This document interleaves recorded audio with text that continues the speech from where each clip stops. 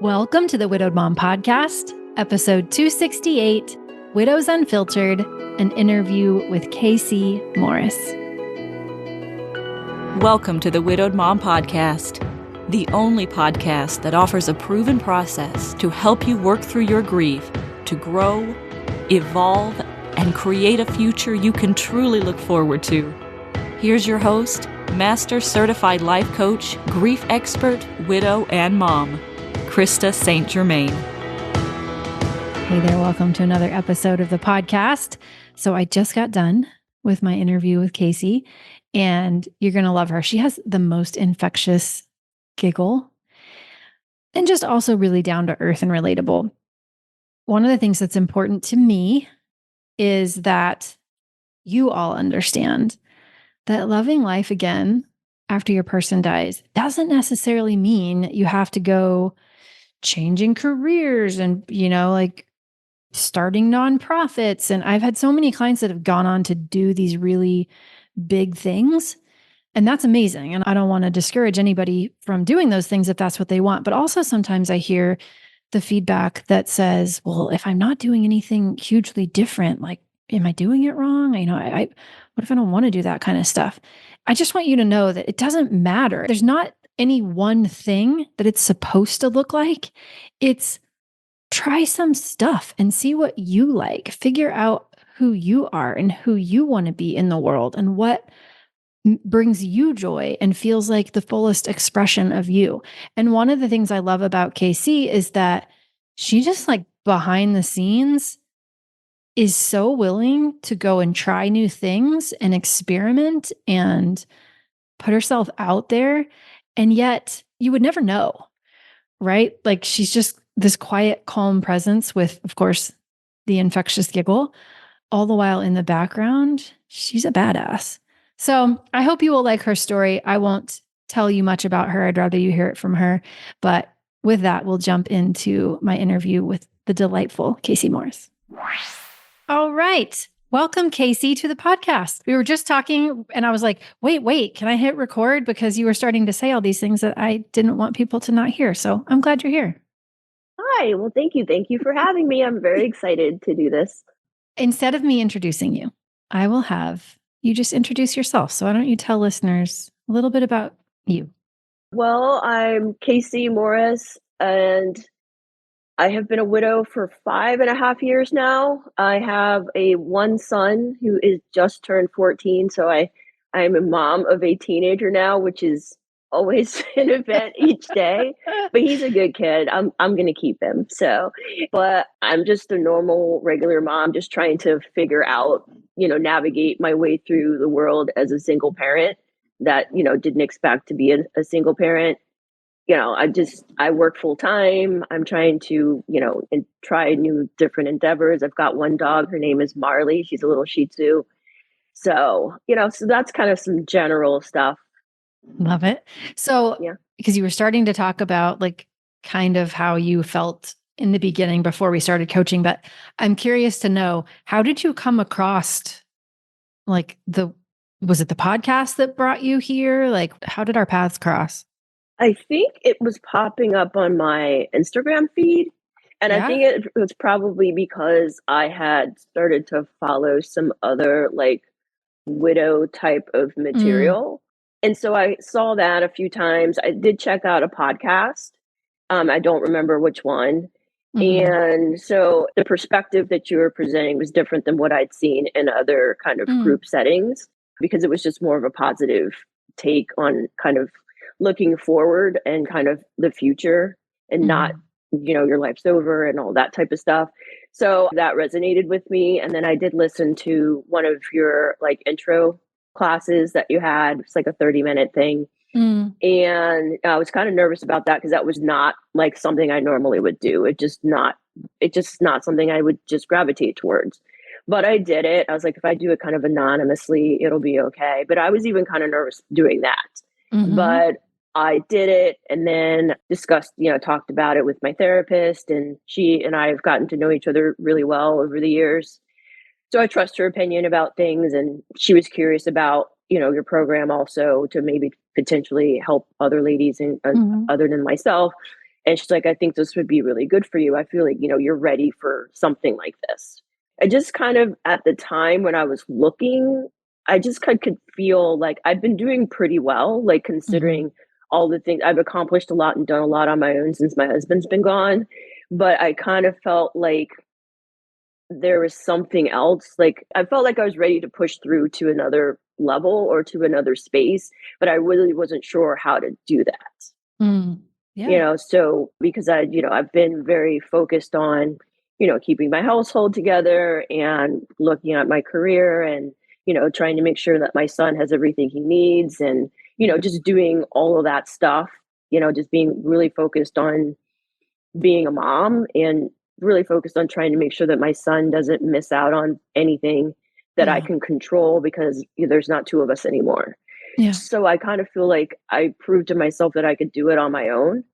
And then I got to a space I'm like, okay, well, I'm not sure what my future looks like at this Mm-hmm. point, but I just kind of there was something inside me saying that there's something else that I could do, or maybe there is something else I could try to accomplish, but I really wasn't sure what it was going to look like, if that makes any Yeah. sense. Yeah. Yeah. Yeah. When you were talking about how it was, kind of not something you would normally do and even to do it anonymously, what was it about that felt out of the norm for you? Was it just like talking to other people about what was going on? Or were you kind of more introverted? How was it out of character? I think it was just kind of utilizing, kind of finding, the information through the internet. Like Mm. I've always found, doctors support through other, through word of mouth or referrals and things like that. So I Okay. think that's the part. And, just making sure that this was kind of a real thing, Sure. and so that's the part that I was like most concerned about was that because it wasn't something I normally did. Like a Got lot of it. people do it all the time. It just wasn't something I did. Yeah. Okay. Got it. When I was in my first coaching program, yeah, I had never done anything like that in terms of investing with someone on the internet either. But it was also really uncomfortable for me to contemplate letting someone in who I didn't know. Like the idea of, I don't know, this whole Zoom thing felt really Yeah. uncomfortable to me. And I can see now how much more progress I would have probably made if I had been a little more open, to like letting someone Yeah. help me. I just kind of wanted to watch, I think. Yeah, I think that also was part of it. Like first it was just the whole finding you through that resource. And then it was also kind of being vulnerable with basically strangers. Yeah. But we all share a common bond that we don't want to share, but we do. Right. Yeah. Exactly. Yeah. Strangers, but with a very similar life experience. Yeah. Yeah. You said something earlier about how you had kind of reached a point about you had proven to yourself that you could do it alone or do it on your own, I think is what you said. What do you remember about that before you believed you could do it on your own? Like, what was it like for you in early grief? Was there a point where you weren't sure you were going to be able to do it on your own? I think I was on autopilot, Yeah. like just trying to keep things going. Hmm. And I mean, I think it's a little for me, and I can only speak of my own experience, because of dealing with my own grief and my own loss. But it was like I had a kid to take care of. Yeah. So I had to figure out how to do that, So my focus was just making sure I could keep my house, Hmm. make sure that we could, pay my bills. There was times where I was uncertain about a lot of things that were concerning those issues because I went from, having a two household income to a one household income. Yeah. So that in and of itself is intimidating. And then of course, after my husband died, like a couple months, like maybe 2 months after, I had plumbing problems. Mm. I had like it was just like all of these weird things started happening. I didn't deal with mice or anything like that. That was always his thing. Hmm. Like at one house we lived in, I literally was like, there was mice in the house, and I left and told him I wasn't coming back until they were gone. Like I'm that person. Okay. Like literally. Yeah. So those mice showing up after he passed away, I was so Oh, no. angry. Yeah. Yeah. So having to deal with all of that kind of stuff and also kind of stay engaged with, with what my son's needs were. I had him in therapy like right away. Mm-hmm. Like I would say like pretty much immediately because I knew immediately like I needed help. I can't Mm-hmm. like this is way more than I can deal with on my own to give him the resources that he needs to figure out how to cope and manage and give him coping skills. And so I was really grateful that I had a friend of mine give me a really good referral. Mm. And so he was with that person for quite a long time. So I was really grateful for that. So it was like I was just kind of like on autopilot. I just kind Yeah. of was just trying to get stuff done and hope I don't drop, all the balls that really were important. Mm-hmm. So and then like I had a really stressful job at the time. So I was just like, I have to do this. There wasn't a part of me that was like, this isn't gonna happen. But yeah, was it really scary? Absolutely, for sure. And that's kind of how I just kind of worked through it for probably a couple of years. I just kind of just kept moving. Yeah. What had been your experience with grief prior to this loss? Not much. I lost my grandfather when I was little. I had a close friend of ours died, I think, when I was in my early 20s. And that was probably like the biggest thing. And I had another friend pass away a couple years after that. But nothing to like this magnitude, not like a very like a close family member or anything like that. So really very limited. So I now can kind of understand like some of the, I guess, a little bit about more about the kind of the crazy things people can say to you Mm-hmm. when you're dealing with Mm-hmm. grief, because I don't think they know what to say. And Yeah. sometimes they say things that are, you're just like, did you just say that to me? Like, that just doesn't make any sense whatsoever because you just don't know. And I think it's something that people just aren't comfortable talking about, and they're also dealing with their own grief. And I did try to make it a point of letting people know that I can't be your safe space right now because I can't handle it. Like, I just knew I couldn't do it, you Yeah. know? I was like, "You need to find a therapist, or, somebody else because I'm at capacity." Yeah. Yeah. Good for you for knowing that and for having a boundary there. Were people coming to you just about the regular ups and downs and drama of their lives, or were they coming to you about their grief about your husband's passing, or both? I think it was both. I think, and Okay. I don't think people like, and it's a lot is, the grief is a loss for a lot of different people, but obviously being the spouse, it literally directly affected me from, because my husband and I had been together for such a long time. Mm-hmm. Like I was married for like, 18 years Mm. and I'd been with him for over 20. Yeah. So, it was just obviously different for me than it was for other people. Mm-hmm. So, I mean, I would recommend people getting some sort of help for dealing with grief in general. Yeah, I totally agree. If I just the times that I was able to sit in a therapist's office and talk about it and like help it sink in my brain that it actually really was real, even just that was so valuable for me. I know it's different for every person, but that was so valuable for me.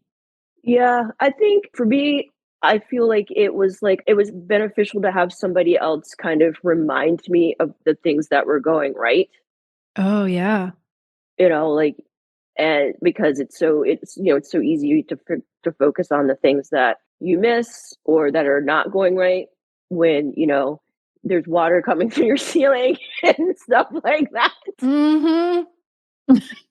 Thanks, Yeah. universe. So, Yeah. yeah. So I think that is a good help in just kind of, getting coping mechanisms and support outside of your family unit because Mhm. your family's great and they're there to help and support you, but they're also dealing with their own stuff Mhm.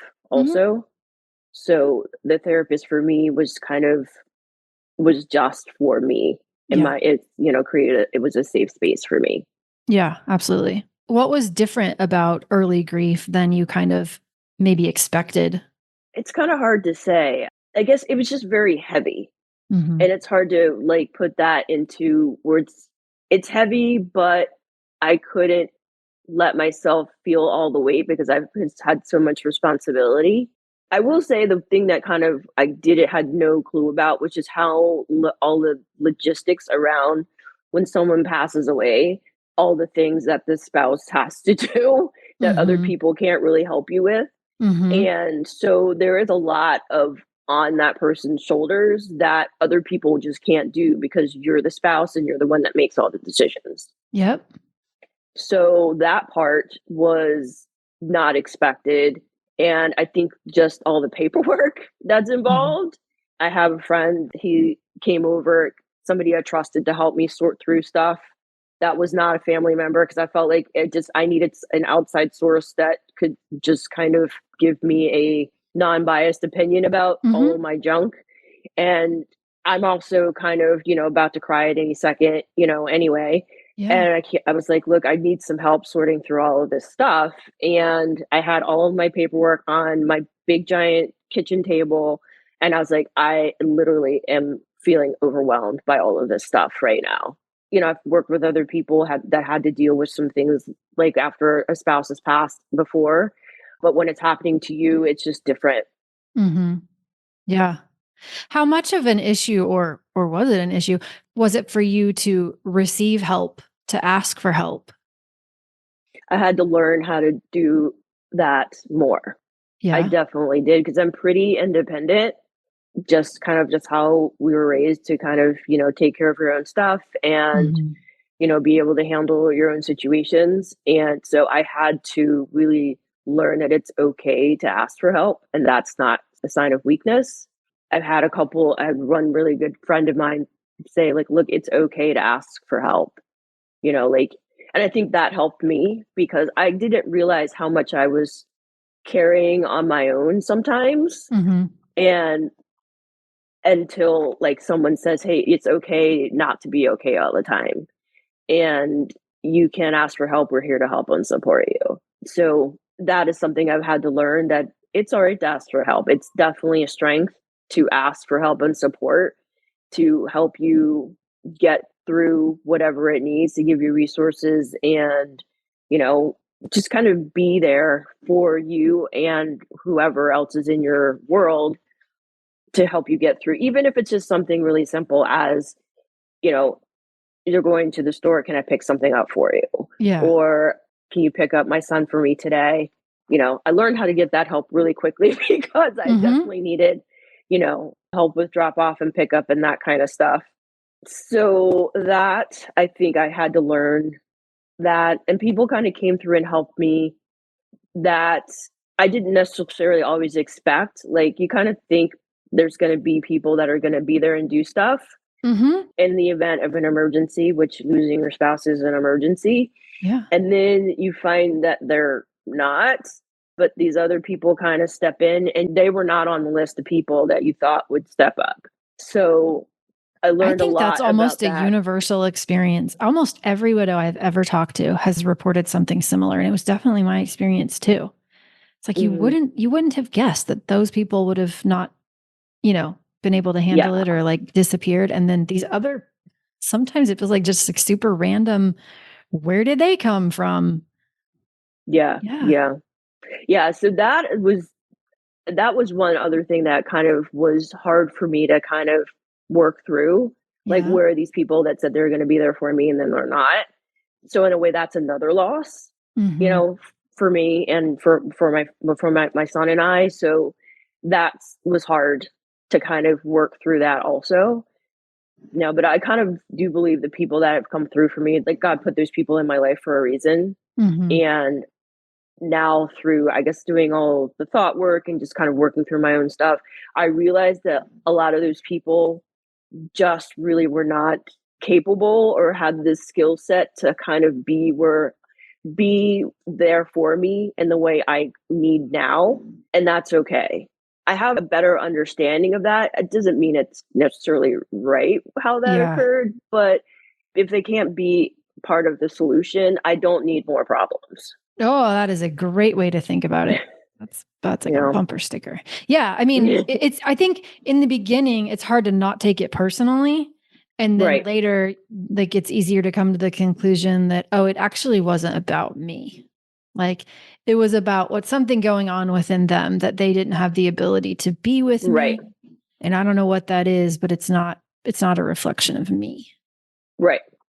And that's really hard to see and even think through when you're going through like the beginning of grief, or even like, I mean, that didn't happen right away. I mean, it took years for me to kind of figure that out. Mm-hmm. Yeah. How long were you able to not go back to work? Did you have to go back to work super quick? I went back sooner than I probably should have. I was off for like 4 weeks, 3.5, 4 weeks.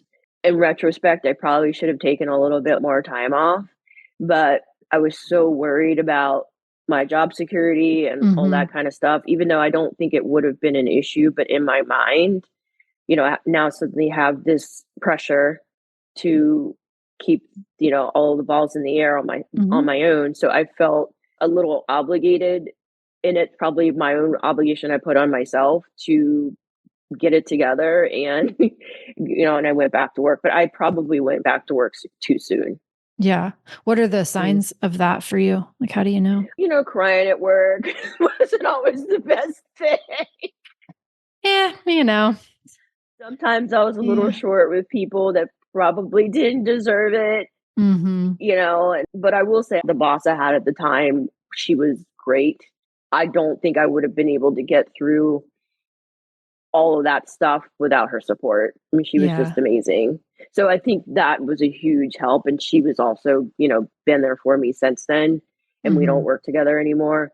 But, she created a safe space for me to go through what I needed to go through and be a mom and get my work done, which is huge. Yeah. I mean, you think about how much it is just sometimes for like the single provider who's a mom to go through it. And, that in and of itself can be hard in a work environment to get support. Right. And then to add in the extra layer of the grief. Yeah. Yeah. Yeah. And it's like there wasn't a lot of people that had smaller, younger kids anyway. They either didn't have children or their children were older, college students, graduated from college, etc. So it's kind of like I'm one of the very few people that had little kids to start with. Now I'm a single mom with a little kid, and I've got to still, achieve these goals and accomplish these things each day, and do it like I did before. Yeah. Which obviously was gonna have to change. Like there was no more me staying late at work anymore. Like I would stay till 6:30, sometimes 7, but that was over. Yeah. And they were pretty understanding. Oh yeah, absolutely. Yeah, they were. And then I could bring him in, like I'd pick him up, and he had a little desk in my office. So he would do his homework there. So that. And how old was he at the time? 7. 7. Okay. What's it been like from your perspective to watch his grief experience? It's hard to watch your child go through grief. That's probably the hardest part of my grief, is having to deal with that. That was very difficult. And that was really hard. Yeah. What was your perspective going in? Like, were you of the mindset that, kids are resilient? Was it more like his life is forever ruined? Was it somewhere in the middle? Like, where were you? I think, I know his life was forever changed. Like there was no, that kind of innocence that he had before is gone. That's not coming back. So that was something that just is. I think my relationship with my son changed dramatically. And I'm saying we were always a close-knit family. Like, there was just the 3 of us, and we were always together all the time. But I think especially when you're a parent and you've been with your spouse for a long time, you kind of have these roles that you carve out. Like even without really talking about it, one person does this stuff and another person does these things. So I needed to do all of it now to figure out how I was going to make it work. And I think I wanted him to know it was okay to cry, to be sad. He didn't have to be strong all the time. I had to figure out with some help that it was okay for him to see me cry, because based on my life experience, like that would have been a huge no-no. But I feel like, not like I was crying in front of him all the time, but I feel like it was okay for him to know that I was also grieving also.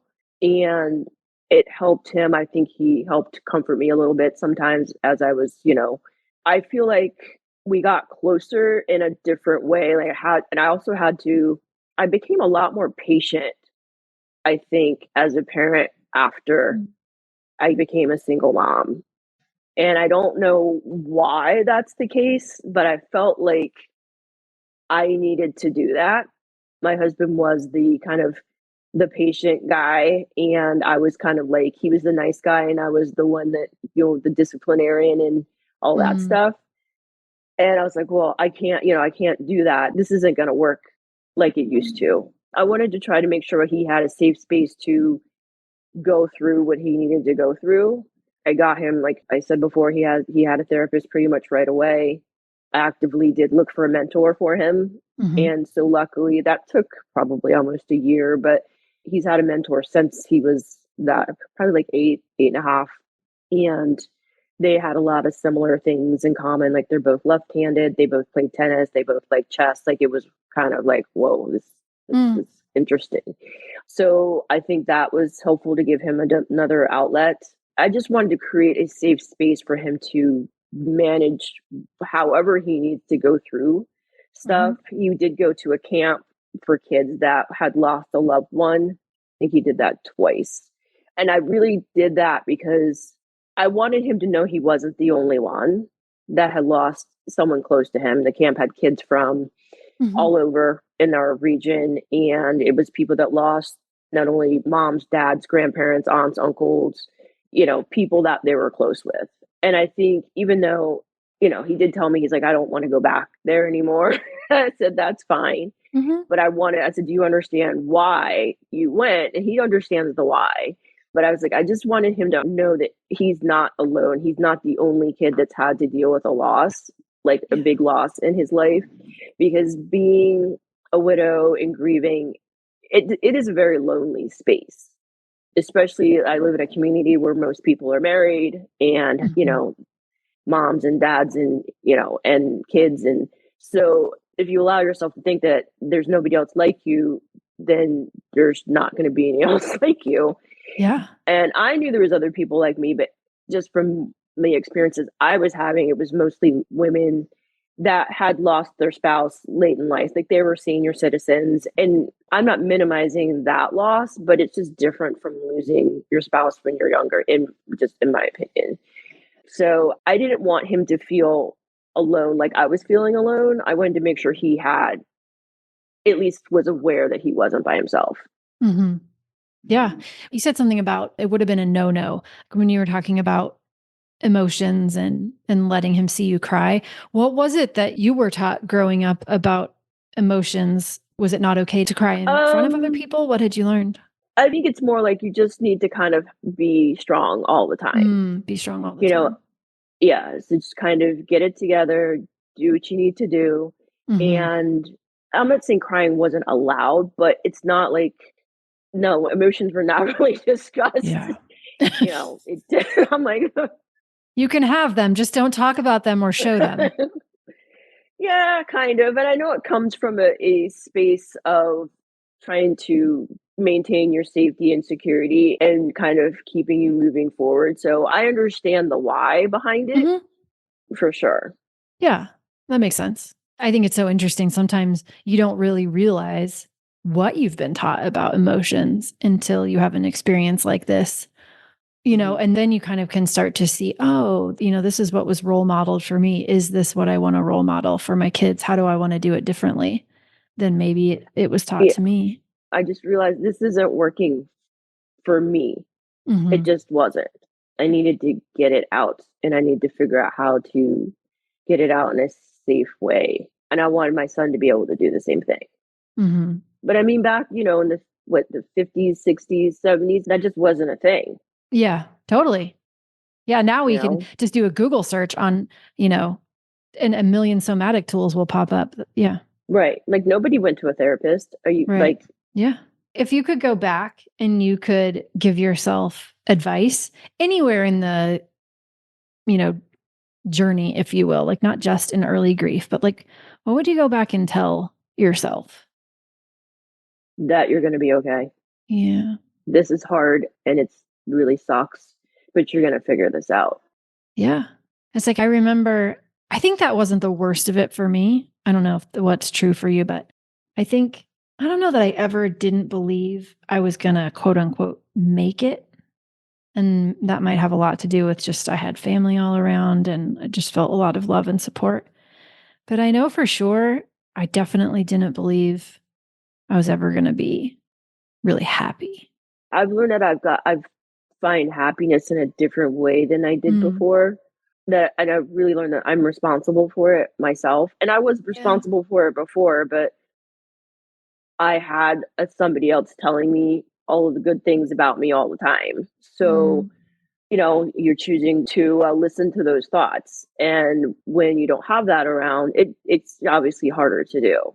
So I think that just knowing that I have the capacity to get things done and everything doesn't have to be perfect all the time. There's so many things that used to get on my nerves and drive me nuts that I just don't care about it anymore. Yeah. Was that like in early grief things got on your nerves or before he died? Oh, before. Like, I mean, I'm pretty type A, so I think I'm more like type A light now. Like, there's things that just don't bother me like they used to. I'm a list person. I love my list. I'm always checking things off and things need to be a certain way. And a lot of that stuff just doesn't bug me anymore. I just don't care. I feel a lot better now. Yeah. Why do you think that is? What makes you not care about that kind of stuff anymore? Going through your program did help a lot with me kind of continuing to prioritize what's important to me at this stage of my life. And keeping my peace and finding my peace is just something that is very important to me. Letting go of having to always be in charge of everything and fix all the stuff. And it's okay if I'm not in charge of everything and I'm not going to fix everything. And if I don't fix it, that doesn't mean that, somebody else can fix it or doesn't even need to get fixed. Yeah. I love that. Stuff. Yes. Like what really matters, Yeah. My finding and keeping my peace is just something that's very, very important to me and just trying to learn new things, explore different areas, trying I want to have more life experiences. And it's okay if I have those experiences by myself, like doing some of the challenges that you guys had for us. I hadn't done a lot of that stuff on my own. Like I hadn't eaten at a restaurant by myself, other than work related, like on work trips and stuff, I feel like that's different. But like doing that, that was a big deal to me. Yeah, going and sitting at a bar alone, that was something I would have just never done unless I was waiting for somebody to come hang out with me or something. That was no. So many people do not take me up on that part of the program. They conveniently skip it and don't talk about it.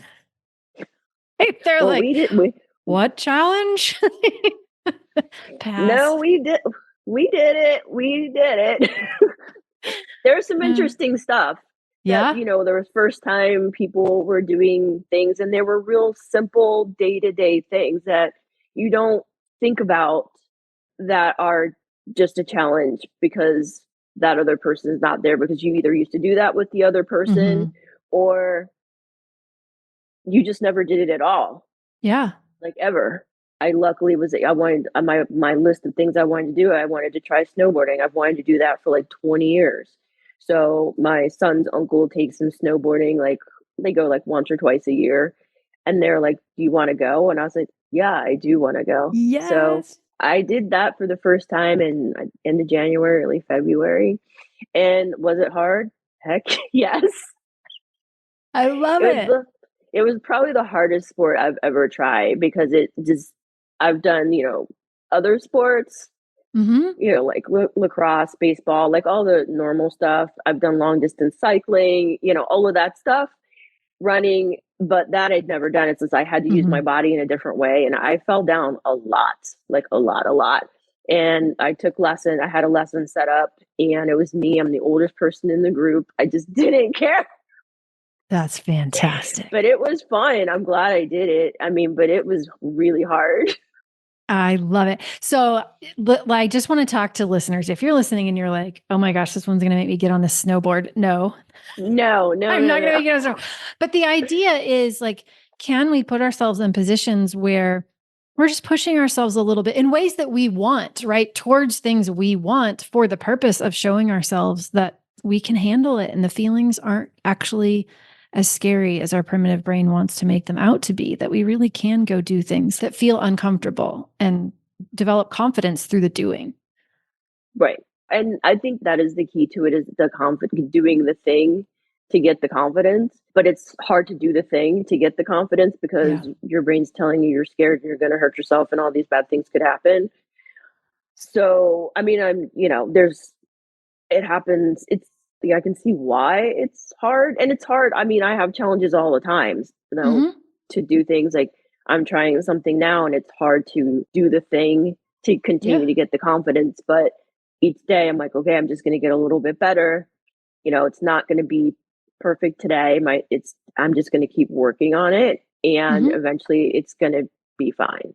Yeah. Yeah. And that's just not just a grief thing, right? It's like, Right. how do I live a full, rich human life when I also have a brain that tells me new things are scary? Like, how do I do that? So I love that for you. So what was it like? What did you expect Mom Goes On was going to be like? And then how did it compare? What'd you get out of it? I mean, you all did a good job of kind of explaining what the program was like. So I will say, like, when I first started, which I think was like it was like summer. March or April, something like that. Probably April, I think. There was a lot of information at first. I will say my brain was expanding, maybe hurt a little bit, a lot. And because it was, You're welcome. I'm not sure. no, it's all good. I was like, if I'm going to do this, I'm going to do it. Like, I'm going to try my best to get the most out of this program, because one, I decided that this was really the first thing I felt like I really just did just for myself. Like, there wasn't going to be a benefit to, my son, coworkers, family members, friends. This was really something I solely was doing just for me. So I was like, if I'm going to invest in this, I want to make sure that I take advantage of it as much as I can. Yeah. So that was kind of how I went into it. But of course, it stirred up a lot of stuff. And I was just like, okay, I need a minute to kind of absorb all of this a little bit. So I think we went on vacation in July, and I remember thinking, I think I need a minute to just kind of step away for a second, just so I can like process all of this stuff, and I talked to my therapist about it. She's like, it's okay that you take a little bit of a break. This is a lot of information. And I was like, yeah, I just think I need a minute to like just process the feelings I was having, thinking about things in a different way, what that looks like for me. So, but then once I came back, things started to kind of click a little bit more and just make a little bit more sense. I think what I got out of it, I liked a lot where the coaching calls, I tried to be on them live as much as I could. I think that was helpful because one, even though I might not have gotten coached, like, a whole ton on those calls, I did coaching a few times, but I think listening to other people get coached, because it kind of would touch on something that either I was dealing with or had dealt with, or gave me a different way to think about something to relate to. And just kind of like those little gems also helped me. So people listening to other people get coached helped coach me indirectly. And just kind of having that safe space, there's really a judgment-free zone. Like, I feel like everybody in there is very supportive, no matter where you're coming from, how you got there. We're all still in here together. And I think that creating that safe space made a huge difference. It makes it a lot easier for somebody that doesn't normally like share in that way Yeah. for me to also participate and share things that I might not have shared, when I did get coached about things, and then you get feedback, and I like that a lot. And just kind of the tools and just helping me think about things in a different way, as opposed to just, training my brain to think in a different way. Mm-hmm. What are So what are some of the ways that you think differently now, do you think? I think choosing thoughts that are going to get me to where I want to be, as opposed to just taking the one thought that it satisfies me for this moment, but Mm. is it really going to help me move forward? And that's something I work on all the time, because Mhm. the brain's always trying to protect you, and it's easier to do nothing, honestly. Yeah. But I think the choosing thoughts that are going to get me more closer to where I want to be. I Mhm. think that's was a huge kind of aha movement.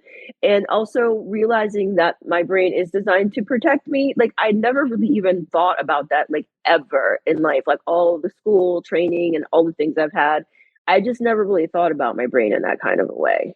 And that clicked, like, really resonated with me once I really kind of checked into that. Mhm. Yeah, it can't And, be unseen. You see it everywhere. yeah, Yeah. yeah.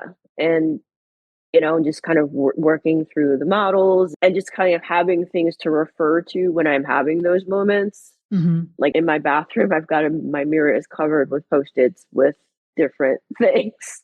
I'm like, Oh, yeah, because I mean, I've taken like things from like the coaching and things like that. Like, and I just was like, okay, this resonates with me today. Maybe it'll resonate with me in, 6 months when I really need it. So I've got like a little kind of like an arch over my mirror with different things. I love that. Yeah. Does your son ever come into the bathroom? Oh, yeah. Yeah. Like, what does he do when he sees all of that? Is he like, He is so used to me being me. Nothing uh phases him. yeah. Yeah, he's not worried. Uh, as any 14-year-old typically isn't about mom. We have other things that we are interested in. I love it. Yeah. Yeah. No, he's pretty unfazed by a lot of stuff Uh-huh. at this point. Yeah. Yeah. Was there anything that you wanted to talk about that I didn't ask you about?